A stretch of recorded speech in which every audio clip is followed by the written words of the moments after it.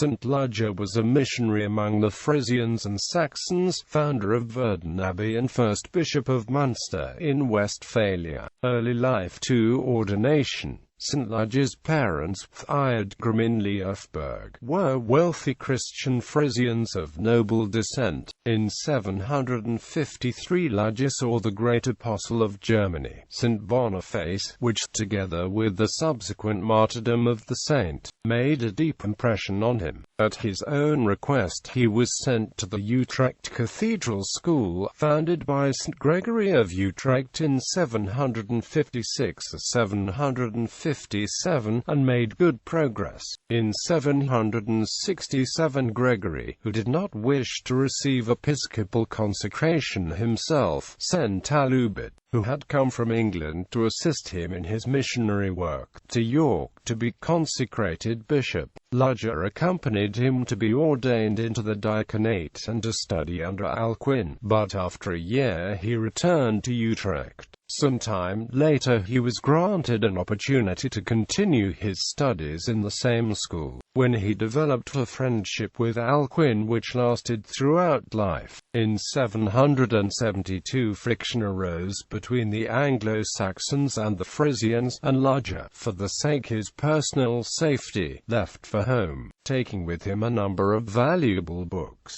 He remained in the Martinstift until the death of Gregory in 775, in honor of whose memory he wrote the biography Vita Gregory. He was then sent to Deventer to restore the chapel destroyed by the pagan Saxons and to find the relics of St. Lebuinus, who had worked there as missionary, built the chapel, and died there in c. 775. Ludger succeeded, and returned to teach in the Martinstift, after which he and others were sent north to destroy pagan places of worship west of the Lauwersee, the Netherlands. After Ludger had been ordained at Cologne on the 7th of July 777, the missions of Ostgau were committed to his charge, of which missions Dockham, the place of the martyrdom of St. Boniface, was made the centre. Every autumn, however, he came back to Utrecht to teach at the cathedral school. He worked in this way for about 7 years, until Widukind in 784 persuaded the Frisians to drive out the missionaries, burn the churches, and return to the pagan gods. Ludger escaped with his disciples, and in 785 visited Rome, where he was well received by Pope Adrian I,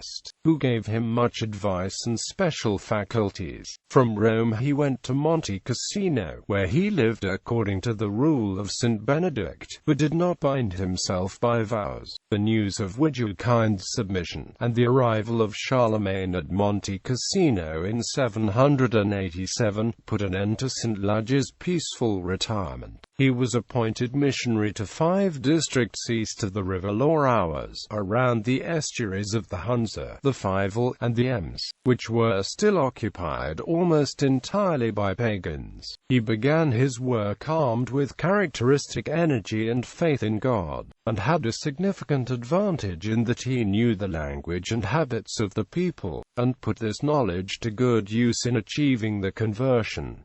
He worked in many places. The island of Bant, long since sunk beneath the sea, is mentioned as the scene of his apostolic work. He visited Heligoland, where St. Willibrord had preached, where he destroyed the remains of paganism and built a Christian church. The well, formerly sacred to the pagan gods, he rededicated as his baptismal font. On his return he met the blind bard Bernlay, last of the Frisian scouts, cured his blindness, and made him a devout Christian. Westphalia and Saxony. In 793 Charlemagne wished to make Ludger Bishop of Trier, but he declined, while declaring himself willing to undertake the evangelization of the Saxons. Charlemagne accepted the offer, and northwestern Saxony was thus added to Ludger's missionary field. The monastery of St. Ludger's Abbey at Helmstedt was founded as part of his missionary activity in this part of Germany. To meet necessary expenses, the income of the Abbey of Luz, in the present Belgian province of Hainaut, was given him, and he was told to pick his fellow workers from the members of that abbey. As Mimichnuford had been designated the centre of the new district, Ludger built a monastery there, from which the place took the name of Münster. Here he lived with his monks according to the rule of St. Chrodegang of Metz, which in 789 had been made obligatory in the Frankish territories. He also built a chapel on the left bank of the Aa in honor of the Blessed Virgin, as well as the churches of Villebeck, Coesfeld, Hasfeld, Nottuln and others. Near the church of Nottuln he built a home for his sister, St. Gerbergus, who had consecrated herself to God. Many other women soon joined her, and so originated the first convent in Westphalia. Better known among his foundations, however, is the Abbey at Werden, founded in c. 800 and consecrated in 804, on ground which Ludger himself had acquired, in fulfillment of his desire, formed since his stay at Monte Cassino, to found a Benedictine house. Later life. At the request of Charlemagne, Ludger received episcopal consecration from Hildebold, Archbishop of Cologne, on the 30th of March 805. His principal concern was to have a good and efficient clergy. To a great extent he educated his students personally, and generally took some of them on his missionary tours. It was said of him that his peaceful methods were far more effective in promoting Christianity than the aggressive tactics of Charlemagne. He was criticized during his life for spending money on arms that should have gone towards the ornamentation of his churches. He suffered thereby, but was able to convince Charlemagne that this was no fault. Death and relics. On Passion Sunday 809, Ludger heard Mass at Coesfeld early in the morning and preached, then went to Billebeck, where at 9 o'clock he again preached, and said his last Mass.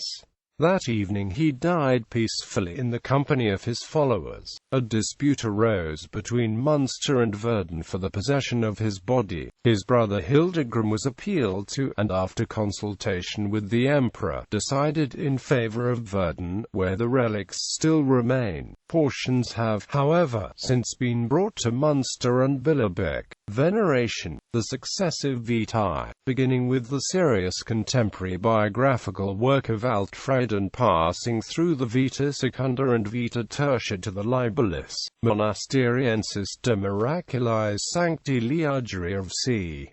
1170, demonstrate the growth of the legend. Votive practice in Münster seems to have focused on a very large and elaborate cross containing a number of relics of the saint. The cult seems to have remained mostly local, and largely to have faded in the later Middle Ages. St. Ludger is represented either as a bishop reciting his breviary or as standing between two geese.